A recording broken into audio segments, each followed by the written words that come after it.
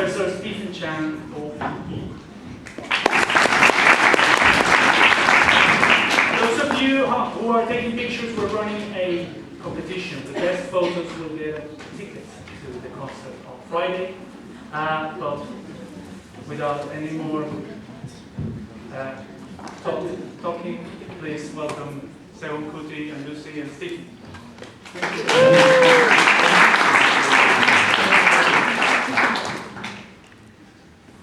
As I think probably the oldest person on this table, I have reserved the right to say the first thing. I hope that's all right. That's the only good thing about getting older, is we get to say the first thing. So I wanted just to start by saying that some of you may not realize that Seun Kuti, who we are very honored to have with us here, is actually in the fourth in a generation, the fourth generation in a family of musicians. In 1922, his great-grandfather, the Reverend Canon J.J. Ransom Kuti, came to London and went to Hayes, Middlesex, and there recorded the first song ever for commercial release in West Africa by a company that was then known as the Gramophone Company, and which later became HMV, His Master's Voice. This was released on 78 RPM, and I'm not sure if you have ever heard. Oh, he has. Okay. So I thought it would be a nice way to start, to just remind ourselves of what Seun Kuti's great-grandfather sounded like way back in 1922. And you can imagine that if this was the very first thing that was recorded for release in West Africa, you can imagine how well known this great singer must have been at the time. And Seun, I will be delighted if, after we've listened to it, that if you can tell us exactly what it is. I know it's a hymn of some kind. Okay.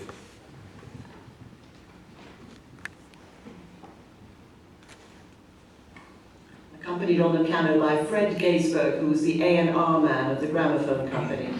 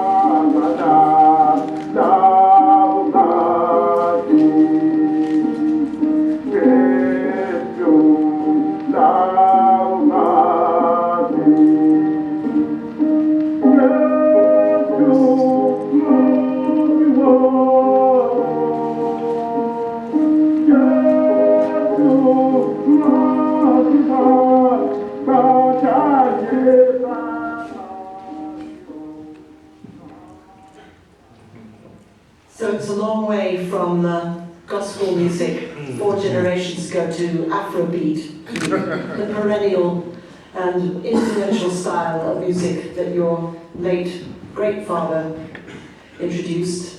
So tell us what it's like to be the fourth generation of this great family of singers and intellectuals. Well, I think, like every Kuti family member will tell you, from right when we were kids, we're always taught to accept who we are and to grow up as individuals, knowing that fact. And I think my dad didn't have much love for this music though. That's why I think when he came on, because I remember he used to tell us about how brainwashed he thought his father and grandfather were. But basically, he said I should tell you what he was saying. He was just saying, well, God, it's you that will serve, and it's you that's protecting us. If I'm going out, whatever, I was saying different scenarios, and God should protect him, guide him. I'm not religious, by the way, so you don't have to worry about that. I'm not trying to give you the Holy Spirit. Yeah. So but in our family, so I think, and not just musically though, I think maybe because we're because music brings celebrity and everybody begins to know you and everything. But my family, everybody strives to be the best at what they do. And then most of you have heard about Wale Soyinka as well. So it's my cousin. So it runs deep like that. So that's what it is. I don't think it's just music alone. It's just because we chose to do music. In the Kuti family, we always want to be the best in everything. So, what are you bringing to Afrobeat that's new? How are you transforming Afrobeat? Because, Afrobeat has become the signature sound of your dad. And how are you creating something new? Well, I think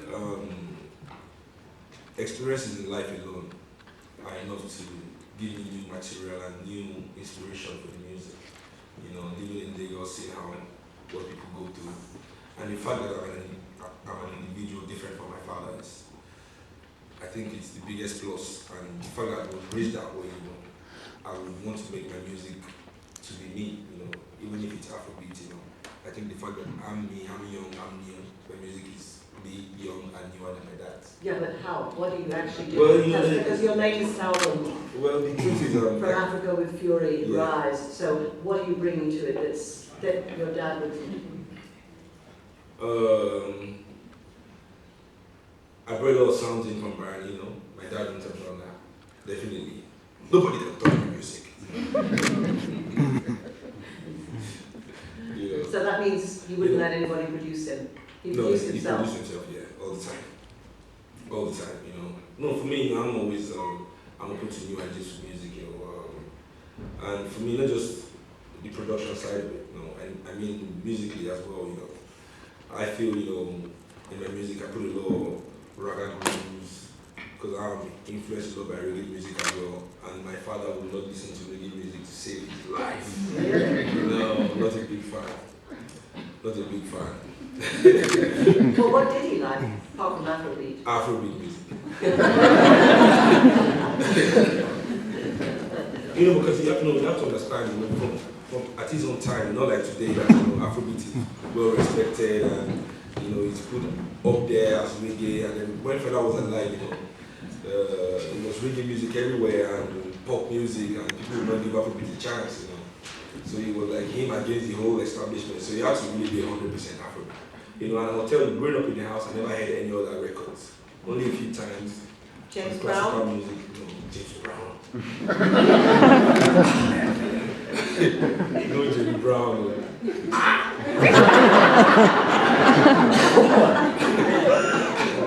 I'm doing well, aren't I? Because the great granddad's music from church. You can play James Brown in your room and it was not in Fela's system. You sometimes listen to some classical music. That's his favorite. My favorite as well, because I think as a musician, you appreciate classical music more than just someone that enjoys listening to music. It's actually great music. I think it's the best kind of music. second is Afrobeat. So that's what it is. The first and the second.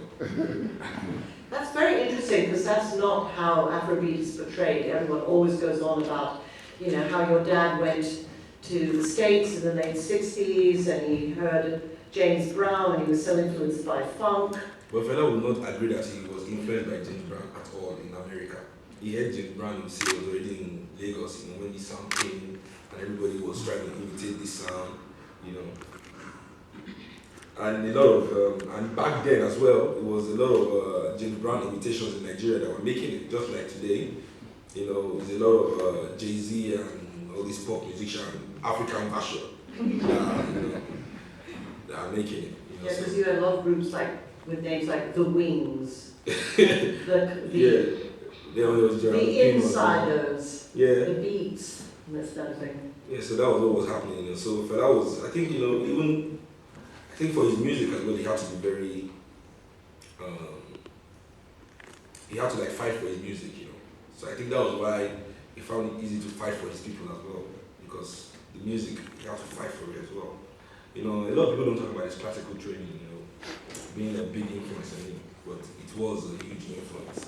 You know, as you could hear his great grandfather, he passed that training on to his father. You know, and in Africa at that time, you know, we train people with cane. Fela would tell us stories of how, you know, he would be at home, trying to maybe do something, you know, try to play, and his dad would just come, have you practiced your piano today? No. What's your piano? You know, so he was classically trained as well. He made me too take classical training, but not with cane. So my dad said his parents beat him up so much he hated them and didn't want us to hate him. So I think when I was growing up, my dad was the only dad around that used to beat his kids. So when my friends are telling me their horror stories, and they'll be like, well, you know, my dad doesn't beat us, so what else we do? You know, I feel it was a good upbringing though. But it was, you know, it's Fela now, he doesn't have to beat you. When he opens his eyes, box, sorry.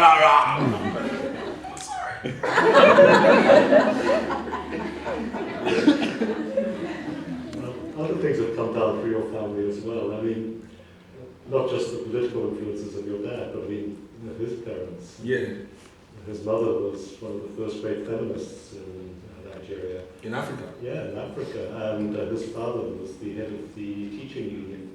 So you've actually got several generations of political involvement and political criticism in the family. Yes, because I think my grandmother brought that into the family, first by marrying a priest. You know, because she's from a very wealthy family. She's Taylor, and you know, back then, you know, they marry themselves, that's how they do in Africa, you know. Even up to now, all the politicians, you know, they sell the dream to everybody, like, you know, just like the American dream. Like, don't fight it because one day it can be your turn. You know, you just do the line, waiting for your turn, but you know, they just marry themselves. You see, you know, always marrying themselves. But this is going to get to my, but they are marrying themselves. You know, so that's what it was. But my grandma married my grandfather, who was a priest. You know, and we all know priests are poor. Not like African priests, private jet. The only people here on earth is you have to wait till you die. Anyway, you know, so I think that actually, first of all, that was like a rebellion against the whole society norms of my tribe and everything. And they growing up, you know, having kids. You know, my grandmother was really the political influence, you know, because I think that was she was a big influence in the family politically. That was your grandmother who was assassinated by Obasanjo's soldiers. Yes. I mean, that must have been pretty traumatic in terms of the background. Well, I never really think my father never got over that as well, I think, to be honest. 1977, when she was thrown out of the window by the military that were burning my father's house, Fela always, till he died, he tried to reconnect with his mom. He believed in spirituality and astral travel and always felt, you know, but I'm not. And I never met my grandma, even if I heard a lot of these stories about her, you know. I was born in 83, she died in 78. Yeah, but I mean, I wonder, whether to what extent her spirit, even without having a literal spirit, hung over the house. I mean, two of your father's greatest songs, Zombie, led to the attack by the soldiers. And the song about carrying the coffin of another to the army barracks to get them to admit their guilt. It also became a hugely famous song. Yeah. So he became almost known in that period exclusively for those two songs. Well, I think Zombie was in 74, and I think he started wasn't the song that directly led to but he started, Fela also with that song alienated the common soldier man. That, on the street, that when they say, go and get Fela, you go there and just get him small. But with the song, they were as pissed off as their bosses. We're all zombies. So when they say, go and get Fela, they put extra effort. So that's what it is, But I think basically a lot of things, a lot of songs came out, that led to an attack. There was Kalakuta Show, there was the expensive sheet case, so it was a gradual build up till they got to where they burnt his house and killed my grandmother.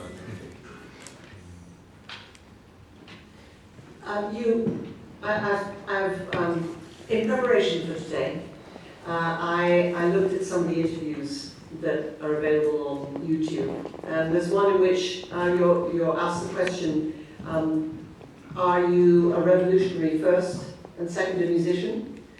And you said no, you were a musician first and second, but you a revolutionary, but you played revolutionary music.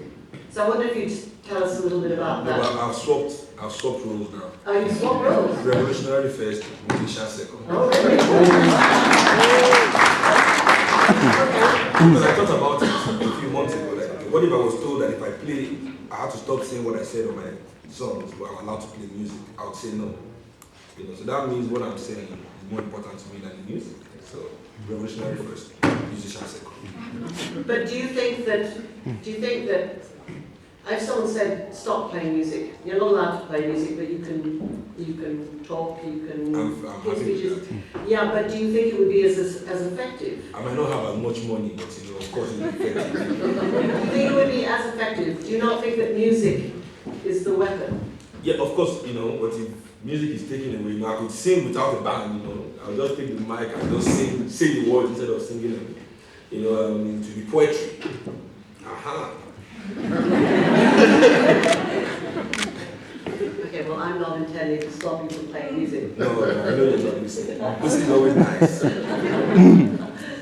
in fact, in your revolutionary lyrics, you've moved one step beyond the generation of your father. Your father protested about the terrible conditions in Nigeria. You're attacking the multinationals, you're attacking international actors, and you're actually revolutionary against that kind of global capital that people are protesting about in St. Paul's Cathedral right now. Yeah, because they've created this new truth called globalization. And I basically feel that means, if I can't reach this dude over there, I find some way to bring him closer, so I can touch him.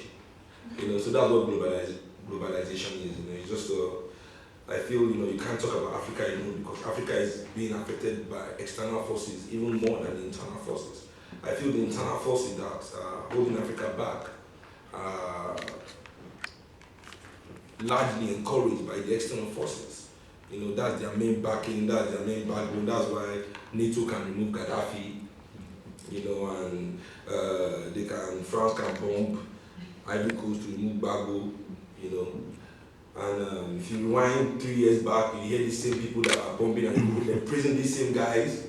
These people are, great for Africa, they are progressive. They might not be democracies, but they are helping their people to achieve this. They'll bring up some things that you don't see anywhere. Like what are they talking about? So I feel that is what it is. These external forces. Most people. I grew up thinking, at some point when I was a lot younger, we can't be blaming the world for Africa's problems. The people in power, they're Africans. But then I realized, everything in the world is about influence. If the people in power don't have any power, really, where's their power? So the power we have to go against. And the powers are really external. The multinationals, Western governments, United Nations, IMF, UNESCO, all these names that they just throw in there. You know, yeah, those are the guys. Those are the guys. Yeah, I actually looked up in your song Rise. You actually talk about a couple of multinationals. One of them is called one of them is Monsanto, and the other one is Halliburton. yes. Halliburton was more personal because in my country we just had a, you know, nobody will know this in the West. BBC and CNN will not say this, but there was an arrest warrant issued for Dick Cheney in Nigeria.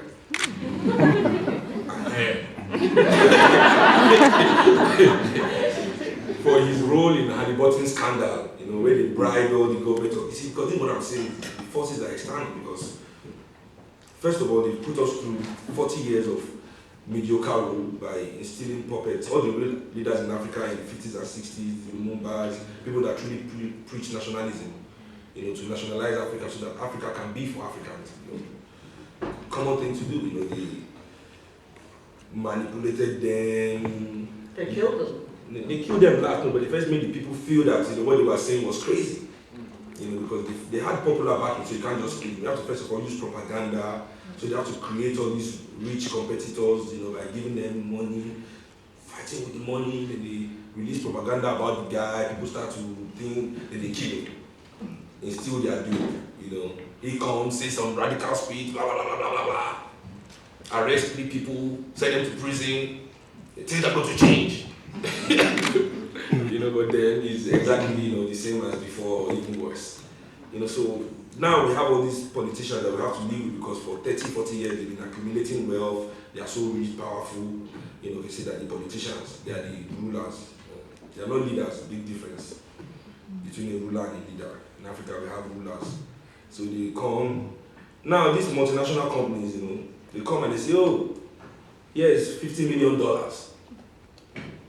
Take my goods over developing this for the people in your country.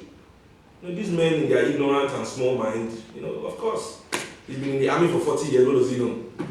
You know, so he takes the money, yeah, you know, the people will get it in the next dispensation.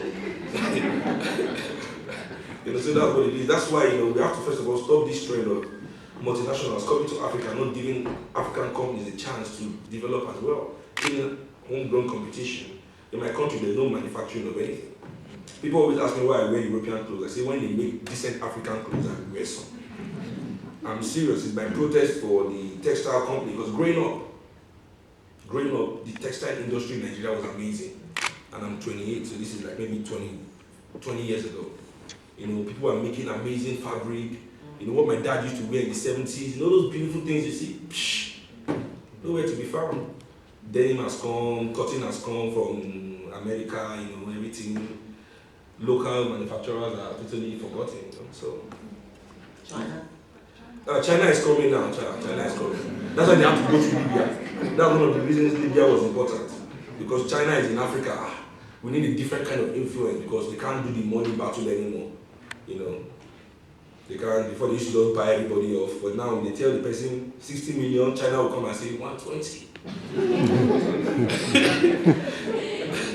That makes it all much harder, doesn't it? The Chinese are in there, the Americans are in there, but they're not just in Africa. You look at Halliburton, you know, what you're singing about in your song. I mean, they were the major beneficiaries from the war in Iraq. Yeah, the war in Iraq as well, yeah. So it's not just all of these companies penetrating Africa, they're penetrating the entire world. So to what extent do you sing only for Africa? To what extent do you want to sing for the world at large? The truth is, I want the world to feel me, but I want my people to understand me. That is what it is, that is my goal, you know. Because I feel generally in the world today, everybody is going through the same thing from, in one way or the other. You know, government anywhere in the world don't represent the people. Anywhere. Maybe except in Scandinavia. Me, I went to Scandinavia. Scandinavia is different from everywhere. Denmark, Norway, and Sweden. Yeah, even their little brothers, Finland. They are different. They are different. Yes. So everywhere in the world, government will represent the people. They represent big business and money.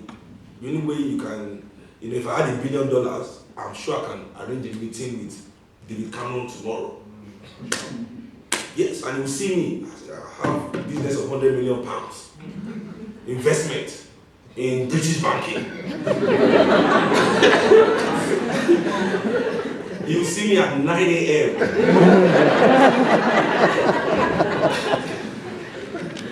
Prince Albert went to Gaddafi's house to drink tea just last year. Prince Albert was drinking tea with Gaddafi. So can BP take some oil from? Oh yes, of course. Suddenly he's a bad guy. You know, I don't like Gaddafi. Trust me, don't get me wrong. It's just like his typical scenario. You know, they could have done that 10 years ago, 20 years ago, 30 years ago. Not wait till he gets powerful, billions of dollars in his account, his own army, different from the people's army. You know, so that's what it is. You don't. Why do we wait till they get so rich? And you know they are rich because the money is in Europe and America. It's not in Africa. I know. I live in Africa. The money is not there. The money is so they know the money is there. They see it. It comes in. Oh, that's nice. How much from Nigeria today? They just do 10 billion and send it over. Put it in our railway business.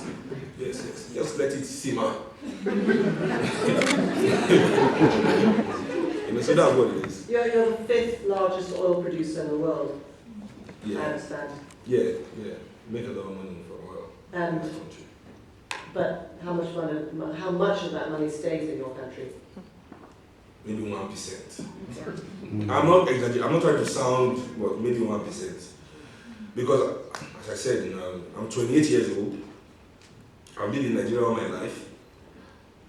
And I've not seen the federal government of Nigeria start and complete one project in 28 years. So, not one road. All the roads that are there by federal government, they built it before I was born. It's the same railway by the white man in 1950. One rail line.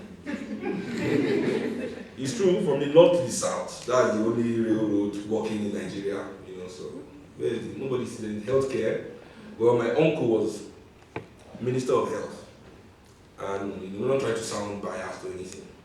He actually started and finished the only Nigerian federal government project at sea, the federal primary healthcare program. That took hospitals to rural areas so that mothers that were having kids didn't have to travel 100 kilometers to the nearest hospital to have a kid or get malaria shots. So I think up until that point, people had to make long. So that's the only federal government project I think has been completed and started, except the one that has to do with sharing of money.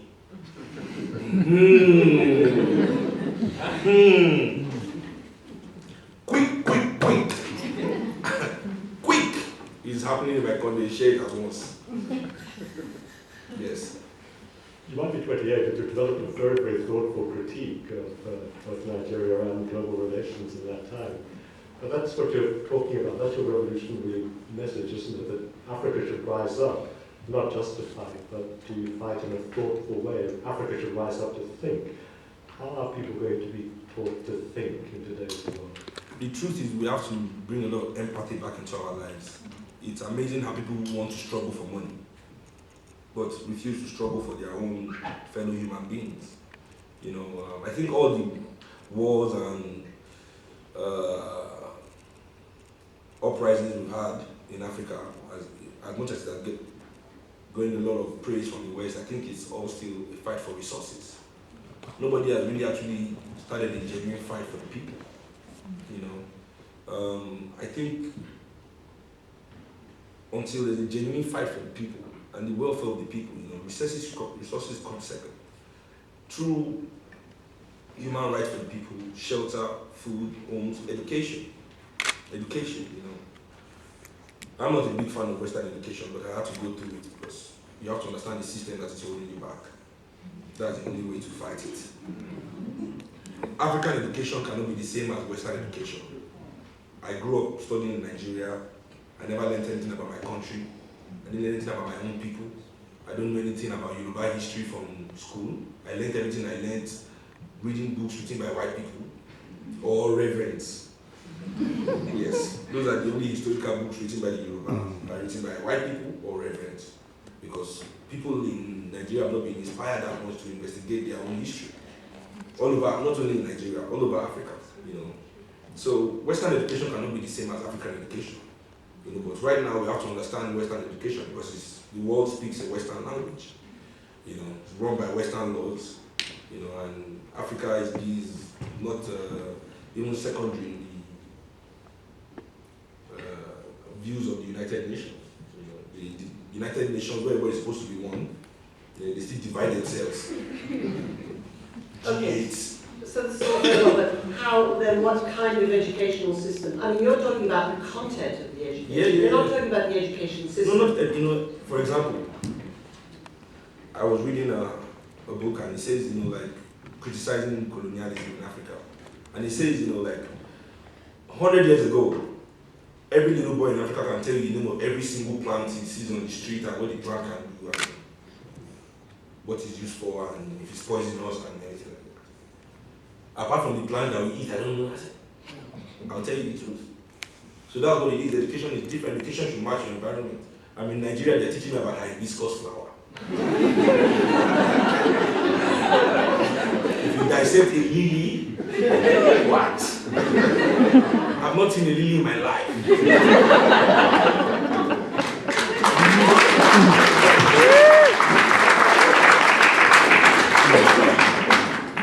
The hibiscus flower makes a very delicious juice. I just come back from Mali where they drink a juice and made from the hibiscus flower, and it's drunk all through the villages, and it's called bisap. So there you are. Well, I'm not from Mali. No,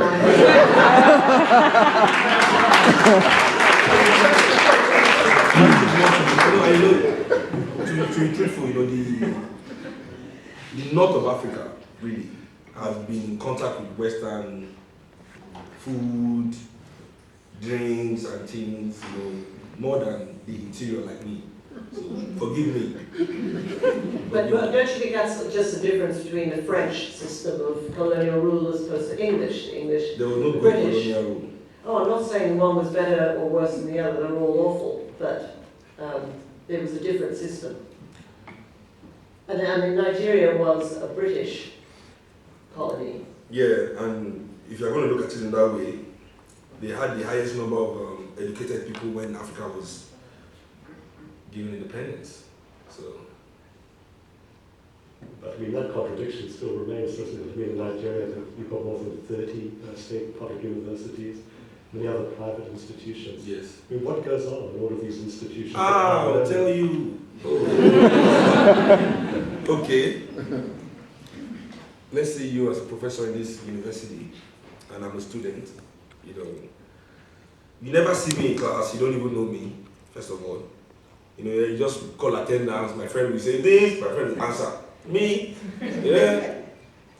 Nobody goes to class, you know. The ones that go only go because they don't have money to bribe the lecturer. It's true. So you guys, maybe you guys should have night jobs and try your lecturers out here. That's not 100 good boss. Anyway, no, seriously. But in Nigerian university, people don't go to study really. They just go through the faith because you know, everything about Africa is all about, you know, people are always, you know, you can't blame them. People are only doing things to make it through in life, you know, and tertiary institution, picking a career, picking a field to specialize in, you know, needs a solid background in education, solid primary education, a solid secondary education before you begin to add the complications of whatever career you choose, you know, and these foundations in Africa are not strong at all. You know, in a primary school class, you know, one teacher could be teaching 100, 150 students, you know, can't take control and everybody's learning. So everybody just goes through the system any way that they could, you know, and in our university we have what we call secret confraternities, secret cults. Now these are the guys really running the schools. You know, like you have fraternities here and you know, you have your signs. But in our own university, it's more like Crips and Bloods with guns. You know, you can't wear yellow, red, blue. I'm serious. In any university in Nigeria, can't wear blue, red, yellow, black, and you find other colors, grey, pink. Find out that there are many hues out there. I'm serious, because all these courts have picked the colors and that's what they wear. And if you wear it, they come and strip you naked, beat you up. If you're unlucky, you get shot. So that's what it is in our university. So those ones don't even go to school. The lecturers already know them, they are afraid. As soon as exam time comes, they just ask all of them, just go to the next class. Woo! So that's what it is, So when people go through this kind of education, and that's what really assists, because when the educational system is weak, people can't fight, That's where God comes in. Anyway, that's another. Because people know that, oh well, I didn't study anything in university, I just have this degree. Whoever gives me a job is, being kind to me, And for me to find kindness among all these people, God must have helped me. Thank God. It's like your great grandfather. Yes, this is where God comes in, to know, oh God, thank you. Because